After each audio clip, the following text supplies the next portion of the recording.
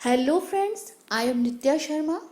आज के इस लेक्चर में हम जानेंगे ब्रिटिश शासन का भारतीय अर्थव्यवस्था पर प्रभाव। ब्रिटिश का भारत में आने का सिर्फ एक ही उद्देश्य था, भारत की धन संपदा और संसाधन का अधिक से अधिक दोहन करना। इन्होंने कुछ इस प्रकार से नीतियां बनाई थी कि जिसका भारत में या भारत की अर्थव्यवस्था में प्रभाव देखा गया। आज हम इस लेक्चर में जानेंगे ब्रिटिश शासन का भारतीय अर्थव्यवस्था में जो प्रभाव पड़ा वो किस प्रकार प्रभाव देखा गया। Economic impact of British rule in India. British शासन का भारतीय अर्थव्यवस्था पर प्रभाव। ब्रिटिश औपनिवेशिक शासन की नीतियों का भारत की अर्थव्यवस्था पर सकारात्मक और नकारात्मक प्रभाव देखा गया। ब्रिटिश शासक ने या ब्रिटिश औपनिवेशिक शासन ने जो नीतियां बनाई थी वो कुछ इस प्रकार थी कि भारत से अधिक लाभ प्राप्त किया जा सके, अर्थात कि जो भारत है उसको एक संसाधन के रूप में उपयोग किया जा सके और उसका अधिक से अधिक दोहन करके उससे लाभ प्राप्त किया जा सके। सबसे पहले हम जानते हैं कि ब्रिटिश औपनिवेशिक शासन का भारत की अर्थव्यवस्था पर क्या नकारात्मक प्रभाव पड़ा, क्या नेगेटिव इम्पैक्ट देखा गया। सबसे पहले हम जानते हैं इसमें जो इम्पैक्ट देखा गया या प्रभाव देखा गया वो था निम्न स्तरीय आर्थिक विकास। औपनिवेशिक शासकों के द्वारा, मतलब जो उस समय पर गवर्नर हुआ करते थे, जो उन समय पर जो उनके शासन में रहा करते थे, उन लोगों ने कभी कोई ऐसा सिस्टम नहीं बनाया कि अर्थव्यवस्था का आकलन किया जा सके। जो राष्ट्रीय आय की अगर हम बात करते हैं तो उसका आकलन किस प्रकार किया जाएगा, किस प्रकार पता चलेगा कि जो आर्थिक विकास है वो निम्न स्तर का है।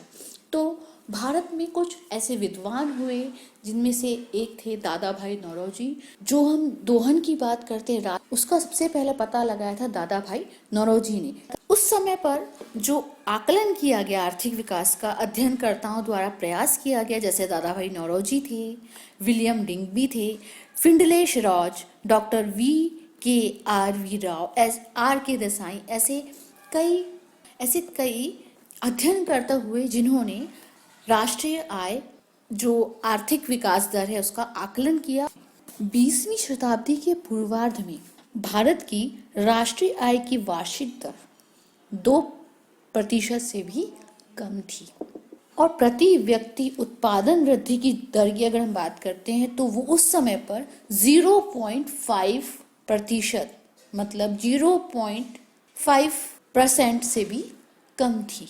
तो इस प्रकार अगर देखा जाए तो जो नकारात्मक प्रभाव की अगर हम बात करते हैं तो निम्न स्तरीय आर्थिक विकास देखा गया, जिसमें वार्षिक समृद्धि दर जो थी वो 2% से भी कम थी और प्रति व्यक्ति उत्पादन वृद्धि दर 0.5% से भी कम थी, जो कि एक अर्थव्यवस्था या गिरती हुई अर्थव्यवस्था का प्रमाण देती है। इसी प्रकार अगर कृषि क्षेत्र की बात करते हैं तो कृषि क्षेत्र में उस समय पर भारतीय व्यवस्था, या अगर हम आज की बात करते हैं तो देखा जाए तो भारत को एक कृषि प्रधान देश कहा जाता है।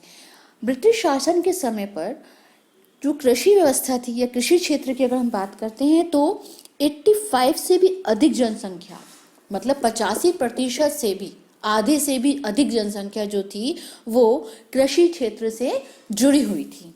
तो लगभग देखा जाए तो देश की जनसंख्या का अधिकतर प्रतिशत किसमें था, प्रत्यक्ष या अप्रत्यक्ष रूप से कृषि में जुड़ा हुआ था।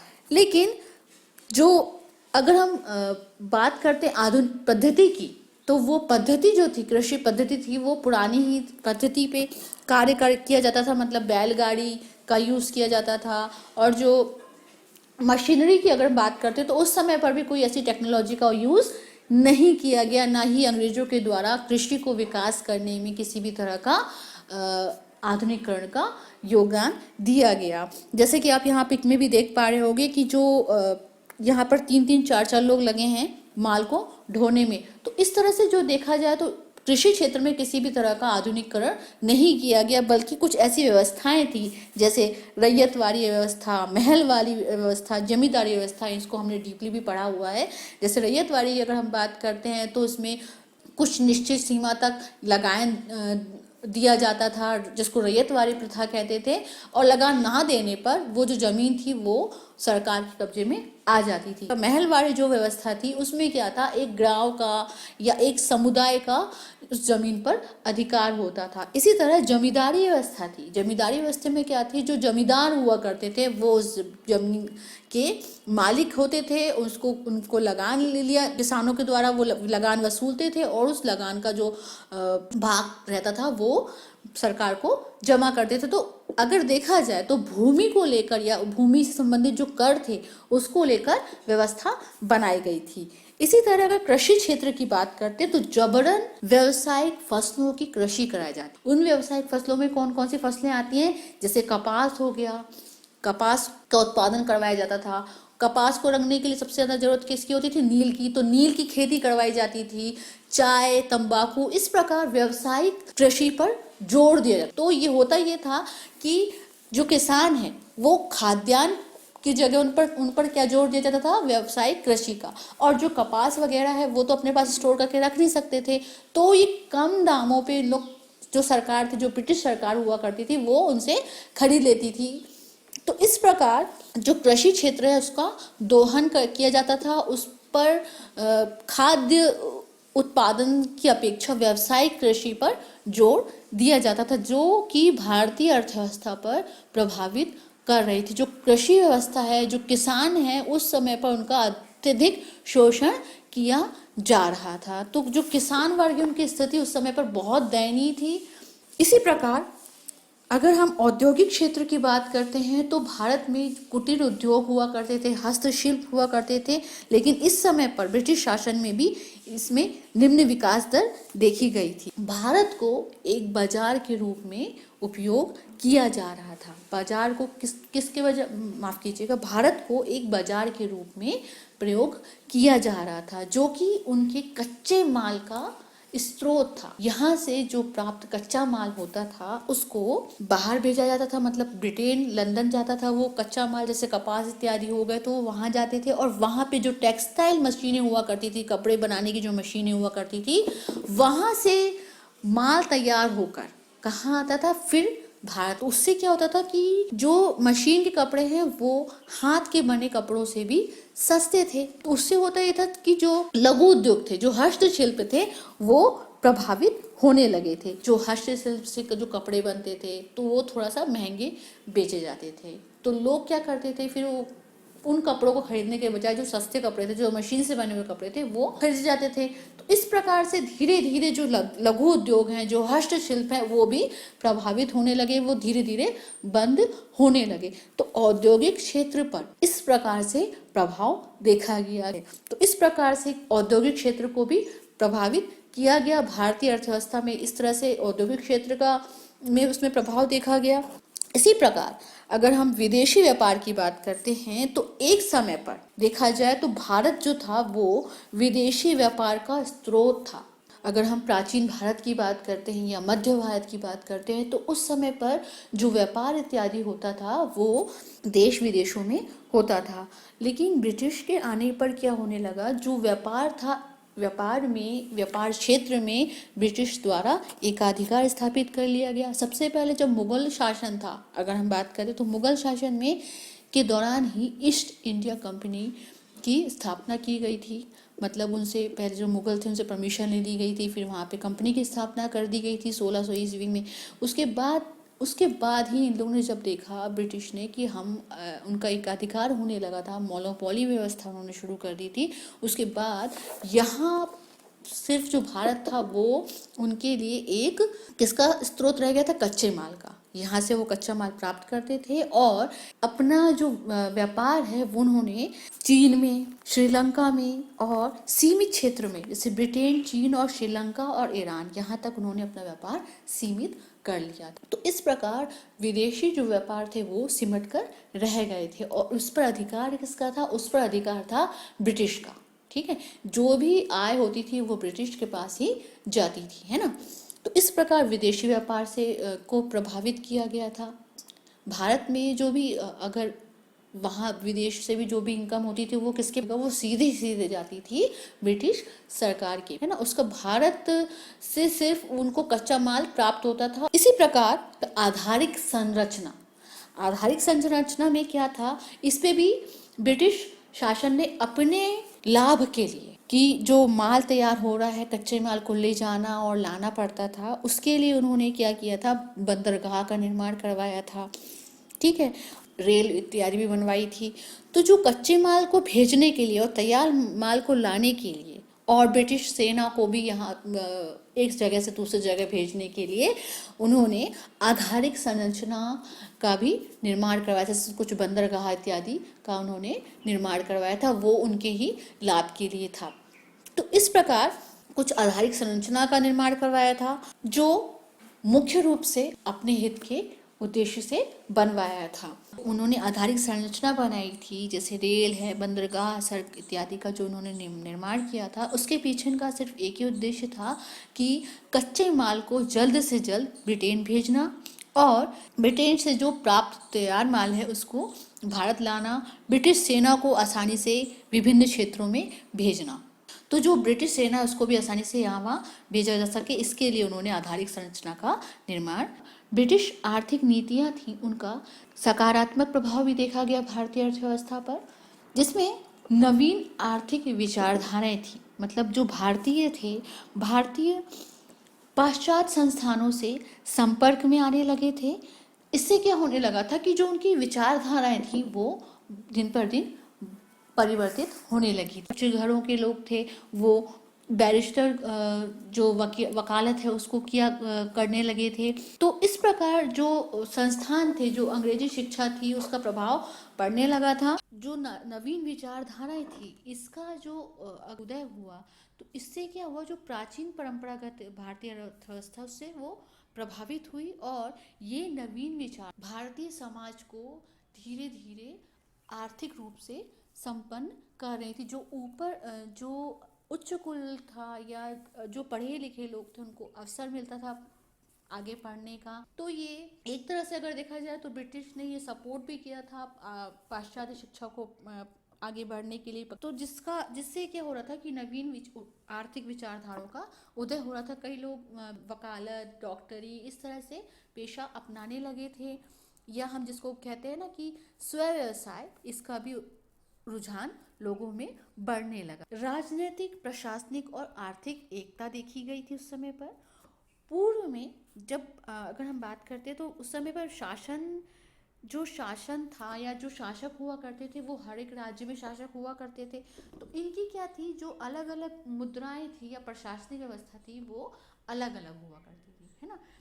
जैसा कि हमने प्राचीन भारत में और मध्य भारत में देखा था कि जो हर एक राज्य का अलग अलग जो शासक था उनकी अलग अलग मुद्राएं हुआ करती थी। लेकिन ब्रिटिश काल में क्या हुआ कि जो मुद्रा वगैरह थी तो उसमें उस समय पर एक सी मुद्रा ब्रिटिश शासन ने लागू की थी। जैसा कि आप यहाँ पर पिक में देख पा रहे होंगे, जो कॉइन है यहाँ पर महारानी विक्टोरिया की पिक बनी हुई, तो ये पूरे भारत में चलती थी। इसी तरह फिर बाद में जब रिजर्व बैंक ऑफ इंडिया का निर्माण हुआ था तो उस समय पर फिर ये नोट चलने लगे थे। तो इस प्रकार जो मुद्रा थी वो सिर्फ एक ही मुद्रा थी जिसका सब जगह पर भारत में यूज होता था, मतलब ये भारतीय मुद्रा कहलाती थी। इसी तरह अगर प्रशासनिक व्यवस्था की बात करते हैं तो एक ही प्रशासन व्यवस्था थी, मतलब ब्रिटिश सरकार, उसका एक ही नियम हुआ करता था और एक ही मुद्रा, एक नियम स्थापित उन्होंने किया हुआ था। तो अगर हम टैक्स बोलते हैं, टैक्स की बात करते तो वो एक ही जगह पे जमा होता था, नियम जो थे वो एक ही से लगा दिए गए थे। तो राजनीतिक, प्रशासनिक और आर्थिक एकीकरण इस समय पर देखा गया था। कानून व्यवस्था थी, नियमावली जो थी वो एक ही बना दी गई थी। तो इस प्रकार औपनिवेशिक काल में संपूर्ण भारत में एक जैसे नियम, प्रशासनिक व्यवस्था और एक मुद्रा स्थापित की गई थी। आधारभूत संरचना का विकास हुआ। सड़कों, रेल मार्गों, बंदरगाहों इत्यादि के विकास ने भारतीय अर्थव्यवस्था को आगे बढ़ने का सुअवसर प्रदान किया। जो रेलगाड़ी और जो बंदरगाह, डाक व्यवस्था इत्यादि का जो विकास ब्रिटिश ने अपनी सहूलियत के लिए किया था, अपने साधन के लिए किया था, उसका कहीं ना कहीं परोक्ष रूप से भारतीय अर्थव्यवस्था पर भी सकारात्मक प्रभाव पड़ा। रेलगाड़ी की बात करते हैं तो जो रेलगाड़ी की व्यवस्था थी उसके कारण ही फिर जो बाद में भारतीय पुनर्जागरण की जो क्रांति हुई उसमें सहयोग मिला, ठीक है। और जो दूर संचार इत्यादि थे उसका भी फिर बाद में उपयोग आज भी किया जाता है। देखते हैं हम डाक प्रणाली इत्यादि का प्रयोग किया जाता से भारतीय जो आधारभूत संरचना है ये भारत को एक विकासशील देश के रूप में संस्थापित कर रही थी। तो जो ये संरचना बनाई गई थी ये परोक्ष रूप से भी बाद में भारत की अर्थव्यवस्था पर उसने प्रभाव, सकारात्मक रूप से प्रभाव उसमें देखा गया। तो जैसे ही आप यहाँ पर देख रहे होंगे जो ओवर ब्रिज बनाए गए वो कहीं ना कहीं से भारत में भी एक परोक्ष रूप से सकारात्मक प्रभाव इसमें देखा गया। इसी के साथ कई फैक्ट्रियों का भी उसमें निर्माण करवाया गया था। तो इस प्रकार आधारभूत संरचना का विकास भारतीय अर्थव्यवस्था को आगे बढ़ने का अवसर इसने दिया। पाश्चात्य शिक्षा का प्रभाव देखा गया।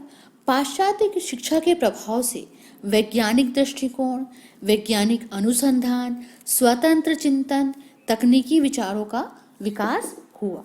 पाश्चात्य शिक्षा को बढ़ावा देने के लिए अंग्रेजी सरकार के द्वारा विश्वविद्यालयों का भी निर्माण करवाया गया। लोग बाहर पढ़ने जाने लगे थे, विदेशों में पढ़ने जाने लगे थे, तो उससे क्या हो रहा था कि जो वहाँ की टेक्नोलॉजी है उसको समझने लगे थे, उसका भारत में भी इम्प्लीमेंट करना शुरू कर रहे थे। तो जो पाश्चात्य शिक्षा है, पाश्चात्य में जो इनोवेशन देखे गए थे उसका भारत में फिर बाद में प्रभाव देखा गया। तो एक तरह से अगर देखा जाए तो पाश्चात्य शिक्षा का भी प्रभाव कहीं ना कहीं से भारत पर परोक्ष रूप से, सकारात्मक रूप से देखा गया था। आधुनिक वित्तीय संस्थाएं, ब्रिटिश ने अपनी सुविधाओं के लिए कई बैंक का निर्माण करवाया था। बैंक, बीमा, बैंक मतलब कई ऐसे बैंक थे उस समय में, imperial bank of India, bank of Calcutta, bank of Bombay, imperial bank of India जिसको आज हम स्टेट बैंक ऑफ इंडिया के नाम से जानते हैं। इसी तरह बीमा, उन लोग क्या करते थे पहले कि जो व्यापार इत्यादि होता था तो समुद्रों से व्यापार होता था। बीमा के रूप में पेपर्स वगैरह होते थे जिसको सिक्योरिटी पेपर्स बोलते हैं। सिक्योरिटी पेपर्स जैसे बीमा इत्यादि का उन्होंने विकास किया था। बाद में चलकर जो बीमा इत्यादि है, इंश्योरेंस को बढ़ावा मिला। इसी तरह कई व्यावसायिक निगम की स्थापना की थी, कई ऐसे व्यवसायिक निगम स्थापना की थी, कई ऐसी संस्थाएं भी बनवाई थी और साथ ही अपने कई ऐसी फैक्ट्रीज का निर्माण करवाया था। जैसे आज हम बोलते हैं OFK फैक्ट्रीज है और गन फैक्ट्री है, इन सब का निर्माण अंग्रेजों ने करवाया था। वो अपनी सहूलियत के लिए करवाया था। जब कंपनी थी इनका निर्माण कहीं ना कहीं से वो अपनी सहूलियत के लिए करवाए थे। लेकिन आज अगर हम बात करते हैं तो कहीं ना कहीं परोक्ष रूप से ये भारत की अर्थव्यवस्था में और भारत को एक शक्तिशाली देश बनाने में कहीं ना कहीं से परोक्ष रूप से प्रभावित करती है। इसी तरह अगर हम बैंकिंग सेक्टर की बात करते हैं तो जो बैंकिंग सेक्टर का अगर प्रभाव देखा जाए तो वो धीरे धीरे जो आज की अगर हम बात करते उस समय से जो बैंकिंग सेक्टर है वो आज भी अगर हम देखें तो वो स्टेट बैंक ऑफ इंडिया आज भारत में सबसे बड़ा बैंक कहा जाता है व्यावसायिक क्षेत्र में। तो ये जो देन है ये ब्रिटिश शासन की रही है जिसका सकारात्मक रूप से हमारी भारतीय अर्थव्यवस्था पर प्रभाव देखा गया था। इस प्रकार अगर हम देखें तो भारतीय जो ब्रिटिश शासन है इसकी नीतियों से स्पष्ट होता है कि वो भारत को एक संसाधन के रूप में देखता था जिसका वो अधिक से अधिक दोहन करना चाहता था, भारत से अधिक लाभ प्राप्त कर सके। लेकिन अगर देखा जाए तो लाभ प्राप्त करने के साथ ही भारत कहीं ना कहीं अगर हम देखें तो परोक्ष रूप से भी उसके सकारात्मक प्रभाव हमारी अर्थव्यवस्था पर, भारतीय अर्थव्यवस्था पर देखे गए हैं। तो इस प्रकार ब्रिटिश शासन का भारतीय अर्थव्यवस्था पर सकारात्मक और नकारात्मक प्रभाव। तो ये रहा हमारा आज का लेक्चर जिसमें हमने भारतीय अर्थव्यवस्था पर ब्रिटिश शासन का क्या प्रभाव पड़ा, ये आज हमने इस लेक्चर में जाना। इस लेक्चर को देखने के लिए आपका बहुत बहुत धन्यवाद। मिलते हैं हम अगले लेक्चर में, तब तक के लिए जय हिंद,